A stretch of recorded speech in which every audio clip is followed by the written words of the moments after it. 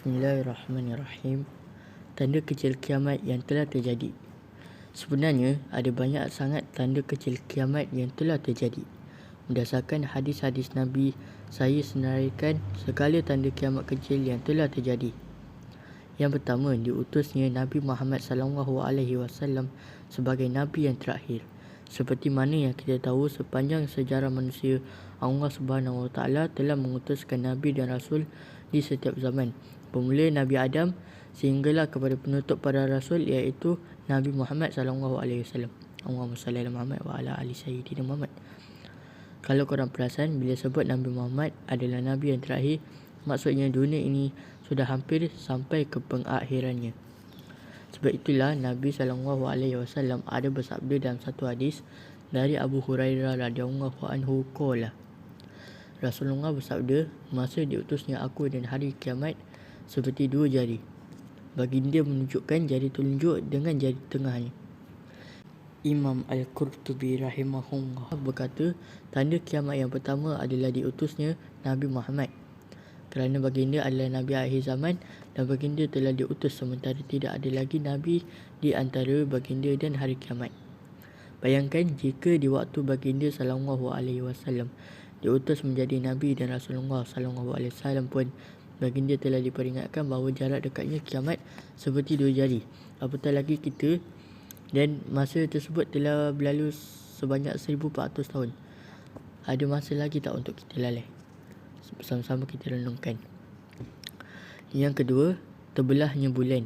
Antara mukjizat Nabi SAW yang wajib kita sebagai umat Islam yakini dan imani adalah baginda telah pernah membelah bulan sehingga terbelah dua. Ini adalah satu kisah benar. Bahkan kajian saintifik pun telah membuktikan kejadian ini. Dari Ibnu Mas'ud, beliau berkata, bulan terbelah menjadi dua bahagian pada zaman Rasulullah. Satu belahan terdapat di atas gunung dan belahan lainnya berada di bawah gunung. Lalu Rasulullah bersabda, saksikanlah. Kisah ini terjadi pada zaman Nabi di Mekah, yang mana ada segelintir penduduk Mekah yang tidak percaya akan kerasulan baginda. Lantas mereka meminta bukti. Jadi Allah pun memberi mukjizat kepada Nabi, iaitu dengan membelah bulan, dengan harapan supaya mereka percaya bahawa Nabi SAW merupakan orang yang benar lah. Lalu turunlah ayat Al-Quran seperti yang Allah firman dalam surah Al-Qamar, iaitu telah hampir saat kedatangan hari kiamat dan terbelahlah bulan. Al-Qamar ayat 1. Seperti yang kita tahu, Nabi pernah membelah bulan dengan mukjizat yang Allah kurniakan pada baginda. Dan itu juga antara tanda kecil kiamat. Yang ketiga, wafatnya Nabi Muhammad SAW. Daripada Auf bin Malik radhiyallahu anhu pun mengatakan, Rasulullah bersabda, hitunglah 6 tanda menjelang datangnya hari kiamat, dan beliau SAW menyebutkan di antaranya kematianku. Hadis riwayat Al-Bukhari. Kisah kewafatan baginda adalah satu kisah yang cukup menyayat hati. Siapa yang tak menangis mendengarkan kisah ini? Kita perlu muhasabah diri sejauh mana kecintaan pada Nabi Muhammad SAW. Pada tahun ke-7 Hijrah, setelah baginda serta orang-orang yang beriman berjaya menaklukki Khaybar yang dulunya merupakan kubu kuat orang Yahudi, ada salah seorang wanita Yahudi telah memberikan hadiah kepada Nabi berupa daging kambing yang sudah dibakar, dan sebenarnya daging tu diletak racun oleh wanita Yahudi tersebut. Dan racun tersebut diletakkan di bahagian peha kambing tersebut. Kerana dia tahu Nabi SAW ni dia suka makan daging kambing, terutamanya di bahagian peha. So perempuan ni bijak lah, dia letak racun tu dekat bahagian peha supaya Nabi SAW termakan dengan racun dia tu. Ketika baginda nak makan daging tu, Nabi SAW bawa ambil sikit peha daging masuk dalam mulutnya dan mengunyah. Belum sempat Nabi telan, alhamdulillah Nabi dapat berita daripada bahawa wanita Yahudi itu telah meletakkan racun pada daging tersebut. Dan Nabi tak telan lah benda tu. Daripada siapa ni saya tak dapat nak jumpa info dia. Pada awal racun tu tak berimpak langsung pada tubuh agung Nabi SAW. Namun semakin hari racun tu mula memberi impak dan memberi efek lah pada Nabi. Dan Nabi ada bersabda pada Aisyah, "Wahai Aisyah, saya masih merasakan rasa sakit akibat daripada makanan yang saya konsumsi di Khaybar. Inilah saatnya urat nadiku akan terputus kerana pengaruh racun itu." Dan akhirnya Nabi SAW demam panas yang sangat teruk dan demam tersebut melarat sehingga akhirnya Nabi wafat. Kewafatan Nabi SAW membuatkan seluruh sahabat menangis.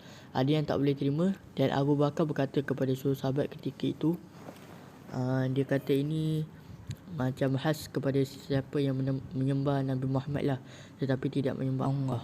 Dia berkata, "Amma ba'du, barang siapa yang menyembah Muhammad SAW, maka sesungguhnya Muhammad telah pun wafat. Dan barang siapa yang menyembah Allah, maka sesungguhnya Allah Maha hidup dan tidak akan mati." Lalu Abu Bakar radhiyallahu anhu membaca ayat, "Sesungguhnya engkau wahai Muhammad akan mati dan sesungguhnya mereka juga akan mati." Surah Az-Zumar ayat 30. Dan juga membaca ayat, "Dan Muhammad itu tidak lain hanyalah seorang Rasul yang sudah pun didahului oleh beberapa orang Rasul yang telah mati atau terbunuh." Seperti yang kita tahu, Rasul dan Nabi ni ada yang dibunuh banyak oleh orang Yahudi dan ada yang wafat kerana dah tiba ajalnya. Lalu dia berkata, "Jika demikian, kalau ingin pula mati atau terbunuh, patutlah kamu berbalik berpaling tadah menjadi kafir." Maknanya orang yang Nabi dah jadikan dia seorang Muslim tu, setelah kewafatan Nabi ni, kenapa dia nak kafir pula kan? Macam itulah. Dan ingatlah, sesiapa yang berbalik menjadi kafir, maka ini tidak akan mendatangkan mudarat kepada Allah walau sedikit. Dan sebaliknya, Allah akan memberi balasan pahala kepada orang-orang yang bersyukur dengan nikmat Islam yang tidak ada bandingan itu. Surah Ali Imran ayat 144. Akhirnya para sahabat dapat menerima kenyataan, namun kesedihan itu tetap ada. Dia ibarat seseorang yang kita sayang ataupun kucing tu, kita tu mati, kita masih sayang dia kan. Seperti itulah perasaan yang dirasakan oleh oleh sahabat-sahabat Nabi. Sebab tu kita kena perlu sentiasa berselawat ke atas baginda. Yang keempat, penaklukan Baitul Maqdis. Nabi SAW bersabda, "Hitunglah 6 tanda menjelang datangnya hari kiamat." Dan di antaranya beliau ada bersabda, penaklukan Baitul Maqdis. Hadis riwayat Al-Bukhari. Seperti yang kita semua tahu, Baitul Maqdis ni terletak di negara Palestin dan ia merupakan tanah suci ketika umat Islam selepas Mekah dan Madinah. Kali pertama kita berjaya menakluk kembali Baitul Maqdis adalah di zaman pemerintahan Umar Al-Khattab radhiyallahu anhu di tahun ke-16 Hijrah. Kali kedua pada zaman Salahuddin Al-Ayyubi. Dan sehingga kini musuh-musuh Islam masih bertungkus lumus ingin menjajah dan menguasai Baitul Maqdis. Zaman berganti zaman, bulan berganti bulan, sehinggalah hari ini. Yang kelima, wabak tahun. Nabi juga ada bersabda, "Hitunglah 6 tanda menjelang datangnya hari kiamat." Dan di antaranya baginda ada menyebutkan, "Kemudian banyaknya kematian yang menimpa kalian bagaikan penyakit kuk ash, kambing." Hadis riwayat Al-Bukhari. Wabak tahun telah pun terjadi berkali-kali sepanjang sejarah, bermula dari zaman pemerintahan Umar Al-Khattab lagi. Bukan itu sahaja, bahkan berganti zaman ada sahaja wabak-wabak yang berbahaya yang menakut banyak nyawa. Wabak tahun ini antara simptomnya ialah jerit-berit berair dengan jumlah yang sangat banyak, muntah dengan jumlah yang sangat banyak dan kejang otot. Baiklah, korang boleh search kat Google sendiri antara dua penyakit yang amat berbahayalah sebelum coronavirus ni, iaitu wabak Black Death dan juga wabak Smallpox. Wabak Black Death ni dia terjadi sekitar 1346 sehingga 1393, meragut 200 juta nyawa manusia. Wabak Smallpox pula dia bermula dari Empire Mesir dan meragut 56 juta nyawa. Masya Allah.